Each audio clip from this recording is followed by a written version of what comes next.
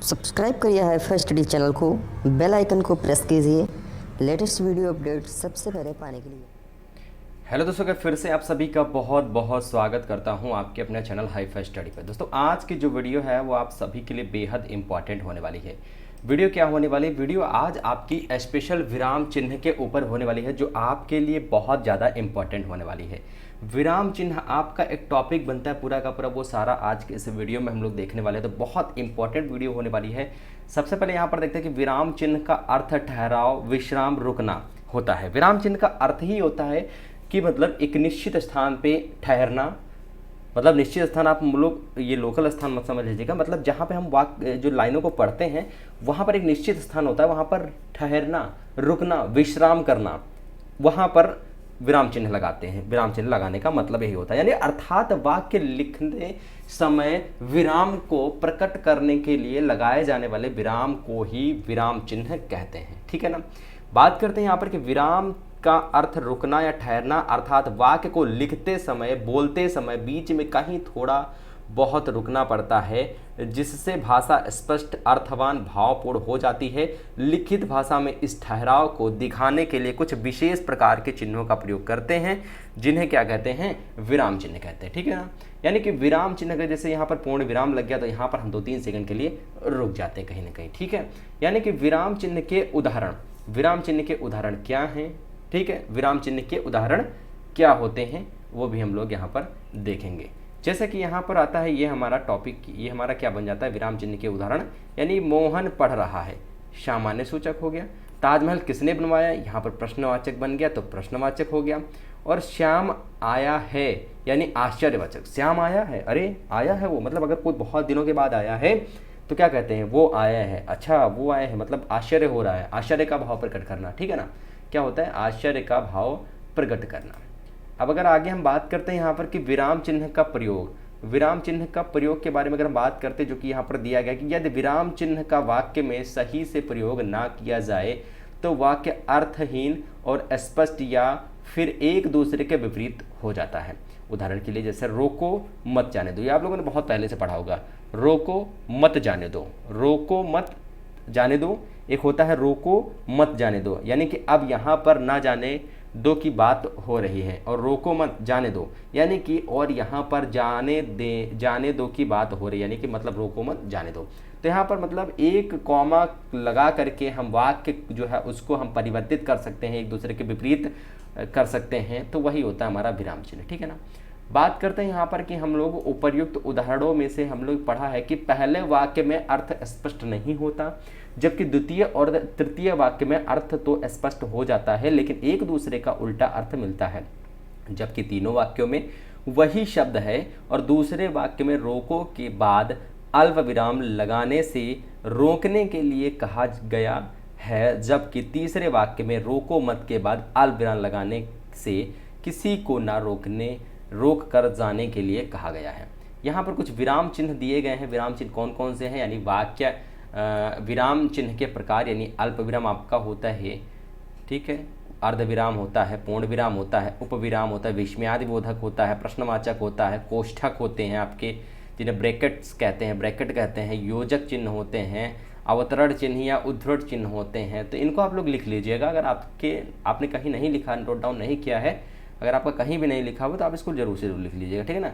और लाघव चिन्ह होता है, आदेश चिन्ह होता है, रेखांकन चिन्ह होता है, लोप चिन्ह होता है, पुनरुक्ति सूचक चिन्ह होता है, विस्मरण चिन्ह या त्रुटिपूरक चिन्ह होता है, दीर्घ उच्चारण चिन्ह होता है, तुल्यात्मक चिन्ह होता है और निर्देशक चिन्ह होता है। ये कुछ प्रकार के चिन्ह हैं जिनको आपको याद रखना है। ठीक है। उसके बाद यहाँ पर एसेम ऐसे होता है आपका मार्क, जो उनके मतलब कैसे दिखाए जाते हैं। जैसे अल्प विराम जो है वो इस तरह से, अर्ध विराम आपका, पूर्ण विराम, उपविराम, विस्मयादिबोधक, प्रश्नवाचक, कोष्ठक, योजक चिन्ह, अवतरण चिन्ह और रेखांकन, लोप चिन्ह, पदलोप चिन्ह, उसके पुनरुक्ति, स्मरण, विस्मरण, दीर्घ, तुल्यता, निर्देशक चिन्ह। तो ये कुछ चिन्ह आपको दिए गए हैं। ठीक है ना। ये कुछ चिन्ह आपको दिए गए हैं। उसके बाद बात आती है यहाँ पर अल्प विराम। अल्प विराम यानी कॉमा की, यहाँ पर अल्प विराम थोड़ा सा विराम होता है, यानी जहाँ थोड़ी सी देर रुकना पड़े वहाँ अल्प विराम चिन्ह का प्रयोग किया जाता है। अर्थात एक से अधिक वस्तुओं को दर्शाने के लिए अल्प विराम चिन्ह लगाया जाता है। जैसे कि आपका यहाँ पर क्या हो गया, राम हो गया, सीता हो गए, लक्ष्मण हो गया, हनुमान, ये सभी भगवान के रूप में पूजे जाते हैं।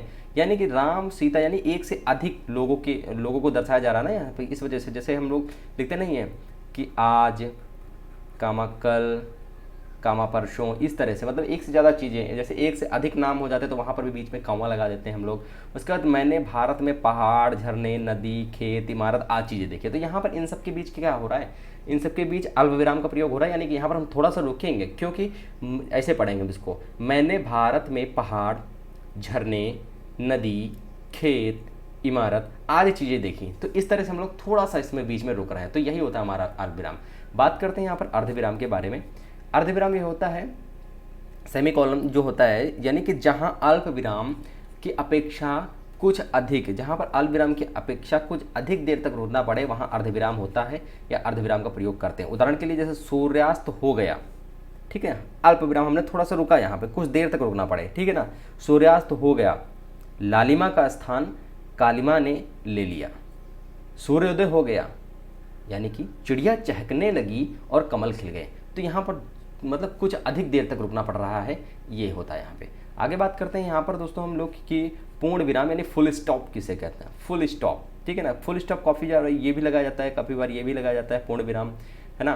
तो यहाँ पर जब वाक्य खत्म हो जाता है तब वाक्य के अंत में पूर्ण विराम लगाया जाता है। जैसे राम खाना खाता है, पूर्ण विराम, यानी वाक्य यहाँ पर खत्म हो गया।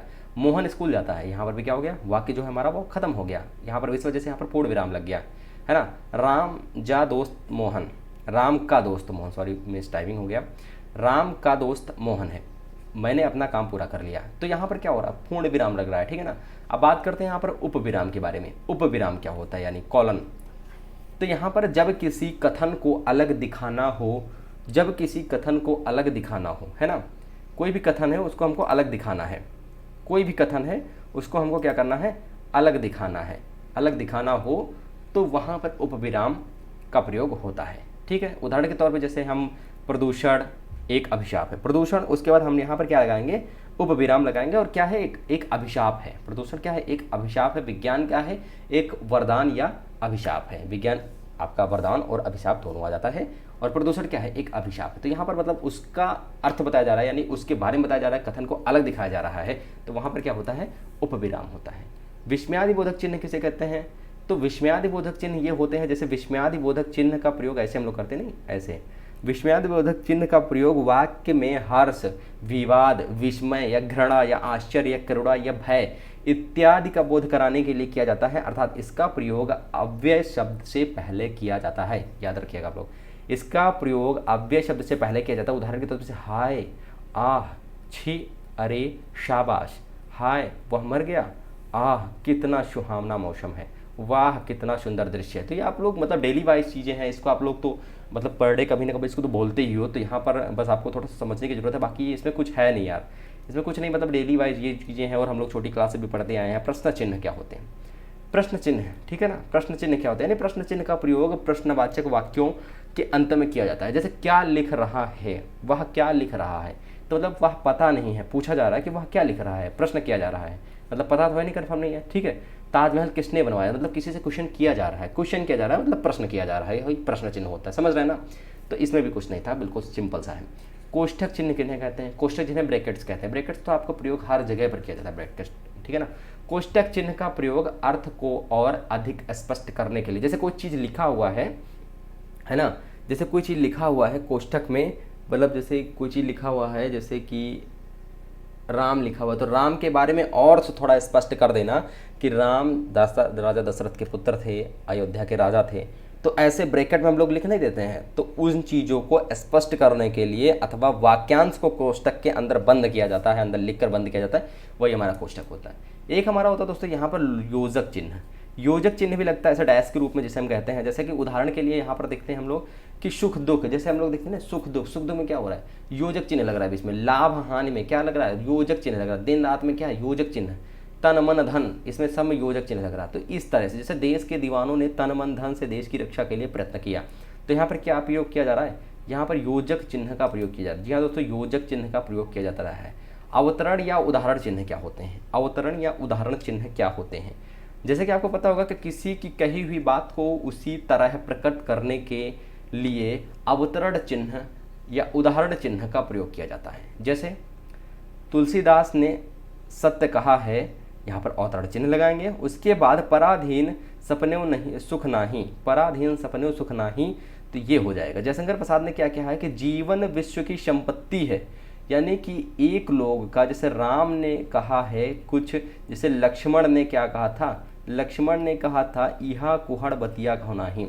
जैसे यहाँ पर इहा कुहड़ बतिया कहो नाही जैसे आ रहा है, यहाँ पर एक लाइन आ रही है, तो उस लाइन का संबंध किससे है समझ लीजिए। संबंध बताया जा रहा है कि अगर कोई लाइन लिख दी जाती है कि जीवन विश्व की संपत्ति है, जैसे मान लीजिए लिख दिया जा रहा है जीवन क्या है, विश्व की संपत्ति है, तो किससे रिलेटेड है, तो डैश लगा के हम लोग नहीं लिख देते हैं कि जयशंकर प्रसाद, जयशंकर प्रसाद, तो वही चीज़ है, समझ रहे हैं ना आप लोग, वही चीज़ है। राम ने कहा सत्य बोलने वाला सबसे बड़ा, सत्य बोलना सबसे बड़ा धर्म है, ये चीज़ कहा उन्होंने, ठीक है, क्लियर। अब आगे बात करते हैं यहाँ पर कि लाघव, लाघव चिन्ह क्या होते हैं, यानी किसी बड़े तथा प्रसिद्ध शब्द को संक्षेप में लिखने के लिए उसका शब्द का पहला अक्षर लिखकर उसके आगे शून्य लगा देते हैं, और यह शून्य ही लाघव चिन्ह कहलाता है।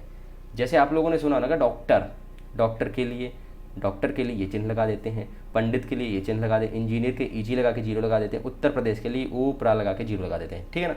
तो ये चीज़ें आप लोगों ने, मैंने बताया ना कि ये सब डेली वाइज है, आप लोग डेली यूज़ करते हो, बस आपको पता होना चाहिए, बस डेली आप लोग इसका प्रयोग करते हो, ठीक है ना। तो ये जो चिन्ह है इनका प्रयोग डेली करते हो आप लोग, बस आपको पता होना चाहिए बस। उसके बाद बात करते हैं हम लोग यहाँ विवरण चिन्ह के बारे में। विवरण चिन्ह क्या होते हैं, यानी उदाहरण भी, जैसे यहाँ के विवरण चिन्ह यानी कि इस चिन्ह का प्रयोग किया जाता है, यानी इसका प्रयोग वाक्यांश के विषयों में कुछ सूचक निर्देश आदि देने के लिए किया जाता है।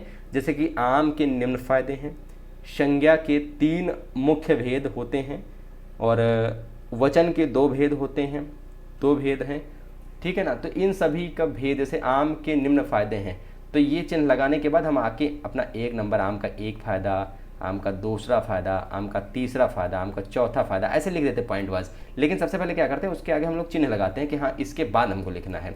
वचन के 2 भेद होते हैं, तो 2 भेद ऐसे लगा के वह, उसके बाद वचन का 1 भेद, दूसरा भेद। संज्ञा के 3 मुख्य भेद होते हैं, तो ऐसे लगा के उसके बाद संज्ञा का 1 भेद, दूसरा भेद और तीसरा भेद, ऐसे लिख नहीं देते हैं। उसके बाद बात करते हैं हम लोग यहाँ पर रेखांकन चिन्ह, अंडरलाइन के बारे में, है ना। बात करते हैं हम यहाँ पर किसके, अंडरलाइन के बारे में। यानी किसी भी वाक्य में महत्वपूर्ण शब्द, पद, वाक्य को रेखांकित करने के लिए रेखांकन चिन्ह का प्रयोग किया जाता है। उदाहरण के लिए जैसे आपका यहाँ पर आ जाता है, जैसे आपका हरियाणा उत्तर प्रदेश को यमुना नदी पृथक करती है, ठीक है, रेखांकित चिन्ह, यहाँ पर रेखांकित चिन्ह का प्रयोग ऐसे किया जाता है ना, ऐसे लगा के। उसके बाद बात करते हैं यहाँ पर कि पदलोप चिन्ह। पदलोप चिन्ह क्या होते हैं, यानी कि पदलोप यानी कि वहाँ पर dot dot dot dot dot dot का प्रयोग किया जाता है, यानी जब वाक्य या अनुच्छेद में कुछ अंश छोड़ कर लिखना हो, जैसे fill in the blank, clear आप लोग समझ लीजिए, फिल इन द ब्लैंक भी होता है, ऐसे ही वहाँ पर भी छोड़ दिया जाता है, लोप चिन्ह का प्रयोग कर दिया जाता है। या फिर कभी कभी राम ने मोहन को गाली दी, मतलब वहाँ पर लोप चिन्ह, अब क्या गाली दी नहीं पता, मैं सामान उठा दूंगा पर, आगे क्या, पर मैं इसके बदले ये लूँगा, मैं घर अवश्य चलूँगा चलूँगा पर तुम्हारे साथ, ठीक है, ऐसा कुछ। तो इस तरह से पदलोप वाले चिन्हों का प्रयोग किया जाता है। पुनरुक्त सूचक चिन्ह किसे कहते हैं, यानी रिपीट पॉइंटर सिंबल जो होते हैं, यानी कि इनका प्रयोग ऊपर लिखे किसी वाक्य के अंश को दोबारा लिखने से बचने के लिए किया जाता है। उदाहरण के तौर पर हम ये भी कह सकते हैं रमेश कक्षा 10 में पढ़ता है, और उसके बाद यहाँ पर आगे इनके पिता किनके पिता यहाँ पर हमने छोड़ दिया है, ठीक है ना, दोबारा लिखने के लिए। इनके पिता मतलब जैसे हम लोग लिखते नहीं यहाँ पर, जैसे अब यहाँ पर आ गया क्या, यही चीज़ हमारा यहाँ पर आ गया, जैसे हम लोग लिखते नहीं, जैसे कि यहाँ पर लिखा गया कि अब यहाँ नीचे लिख दिया, नीचे फिर लिखे हम नहीं लिखेंगे तो उसी लाइन को उठा देंगे, ऐसे वाक्य के अंश, मतलब वो चीज़ वही दोबारा दोहराएंगे। अगर वहीं पर जैसे बचने के नीचे बचने आएगा तो हम ऐसे लाइन लगा के फिर के लिए, ठीक है ना, ऐसे लिखते चले जाते हैं। तो मतलब यही चीज़ होता है। जैसे रमेश क्या हुआ, यहाँ पर रमेश कक्षा 10 में पढ़ता है, उसके बाद रमेश के पिता आ गया तो रमेश ऊपर लिखा है, तो हम यहाँ पर डबल ये लगा के सूचक चिन्ह लगा के और के पिता एक समान है। उसके बाद यहाँ, उसके बाद फिर यहाँ का प्रयोग रमेश के लिए हो, यहाँ क्या पिता का प्रयोग, यानी यहाँ पिता लिखा हुआ तो यहाँ पिता न लिख के हम लोग डबल कॉमा टाइप में लगा देंगे और इसका रमेश के लिए हुआ है, ठीक है ना, ये होता है। उसके बाद विस्मरण चिन्ह या त्रुटिपूरक चिन्ह, विस्मरण चिन्ह या त्रुटिपूरक चिन्ह किन्हें कहते हैं, तो यानी कि विस्मरण चिन्ह जो होते हैं वो ऐसे लिखते हैं, यानी का प्रयोग, या मतलब कभी ना कभी किसी शब्द को अगर हम भूल जाते हैं, जैसे राम, जैसे यहाँ पर राम कल के घर गया था, तो यहाँ पर हम भूल गए, अरे यार राम कल लक्ष्मण के घर गया था, तो यहाँ पर लक्ष्मण इतने में आएगा ना, तो ऐसे हम लोग यहाँ लगा के और यहाँ ऊपर लिख देते हैं लक्ष्मण, ठीक है ना, ऐसे। तो ये होता है हमारा, कभी कभी जब किसी शब्द को भूल जाते हैं तो वहाँ पर ये चिन्ह लगा करके हम ऊपर लिख सकते हैं, यही होता है। जैसे राम, ठीक है ना, यहाँ पर राम ऊपर, राम दिल्ली जाएगा, श्याम घर में रहते थे, उसके बाद राम बहुत अच्छा, यहाँ पर भूल गया, अच्छा लड़का है तो अच्छा लगा कि अच्छा यहाँ पर हम लिख देंगे, ठीक है ना। तो ये होता है हमारा विस्मरण चिन्ह है या त्रुटिपूरक चिन्ह है। उसके बाद यहाँ पर फिर से मैंने इंक्लूड कर दिया है विराम चिन्ह का, कुछ चिन्ह यहाँ पर इंक्लूड कर दिए आप सभी के लिए, और उम्मीद करते हैं ये सेशन आपको पसंद आया होगा। ये बहुत इंपॉर्टेंट सेशन था, इसकी PDF भी मैंने आपको दे दिया है, और सेशन बहुत ही ज़्यादा इंपॉर्टेंट था आप सभी के लिए। छोटी छोटी चीज़ें इसमें थी जो कि बहुत इंपॉर्टेंट थी आप सभी के लिए। तो उम्मीद करते हैं वीडियो पसंद आएगा। वीडियो पसंद आया तो वीडियो को ज़्यादा से ज़्यादा अपने दोस्त मित्रों के साथ शेयर करें, और वीडियो को अगर आपने लाइक नहीं किया तो लाइक जरूर से जरूर कर दी। मिलते हैं नेक्स्ट वीडियो के साथ, तब तक थैंक यू सो, जय हिंद, जय भारत, वंदे मातरम।